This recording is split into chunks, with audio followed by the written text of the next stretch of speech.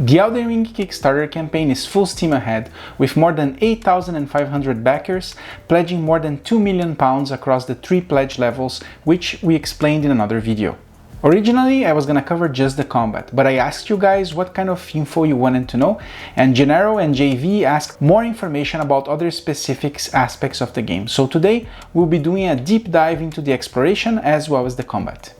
Hi, my name is Nick and we are Tabletop Duo, so grab your favorite drink and let's start. In the Elden Ring, the board game, you can explore the lands between by completing quests, fighting enemies and ultimately defeating a boss in solo or up to 4 players. The entry pledge comes with the Weeping Peninsula standalone expansion and the core pledge with the Realm of the Grafted King core box, while the all-in pledge comes with those 2 plus the Stormveil Castle standalone expansion. Each core set and expansion has 4 tarnished.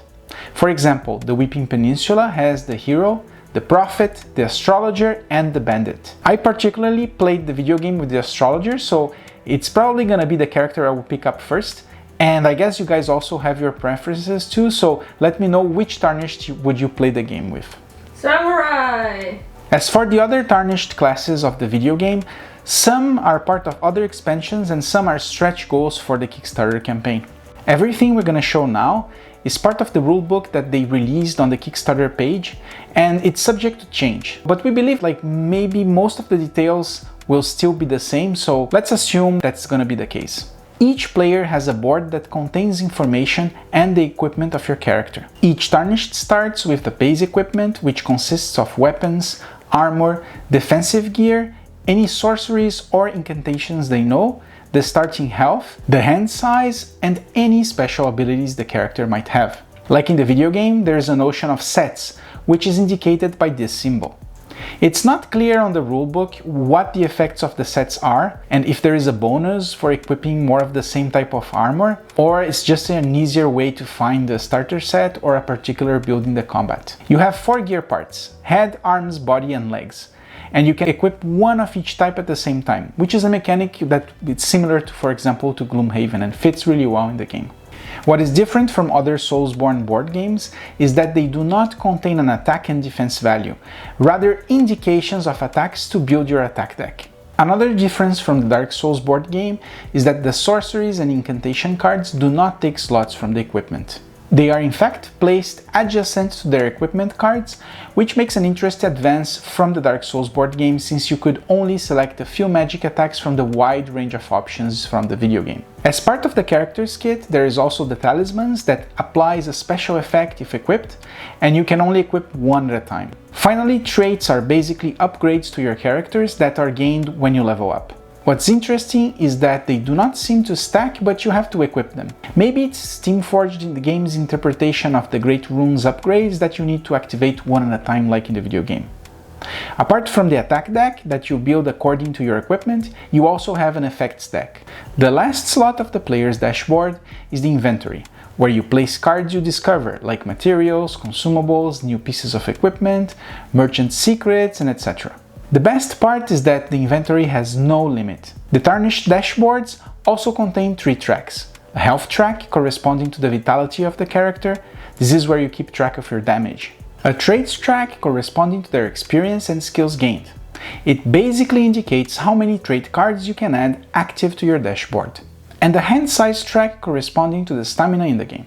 It defines how many attack cards you can hold in your hand.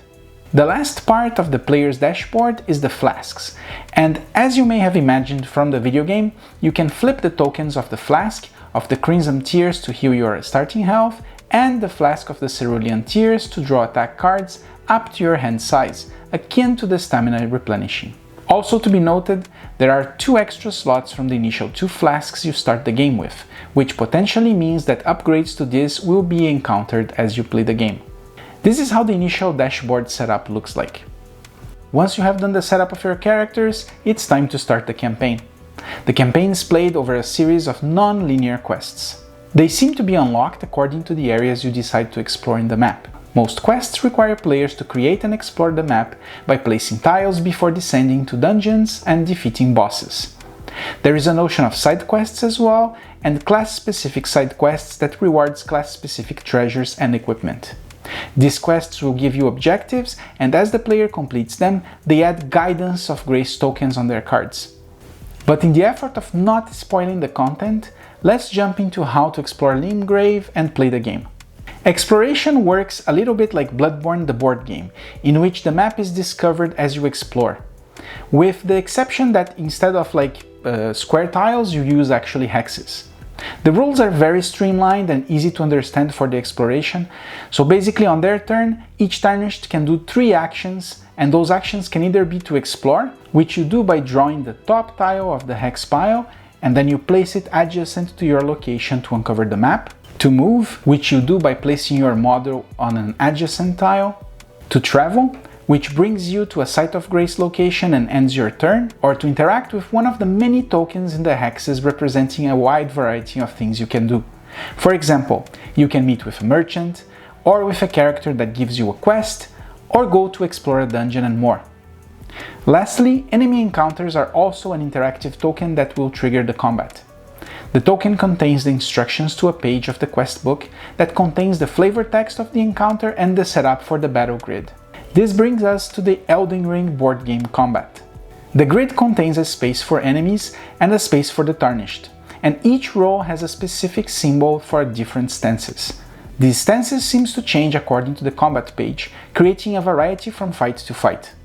Stances can affect the number of attack cards drawn, their position on the marching order, and the effect cards. Once all the cards of the marching order are used, the combat turn is over and the next player is going to be playing. Like in the exploration, the Tarnished can do up to 3 combat actions in their turn. Move, draw attack cards, attack an enemy, focus, which is used to charge your magical attack, or use a flask or a consumable. So as you can see, the combat is entirely based on cards and not dice, like in Dark Souls the board game, for example, which makes the attacks more predictable and strategical.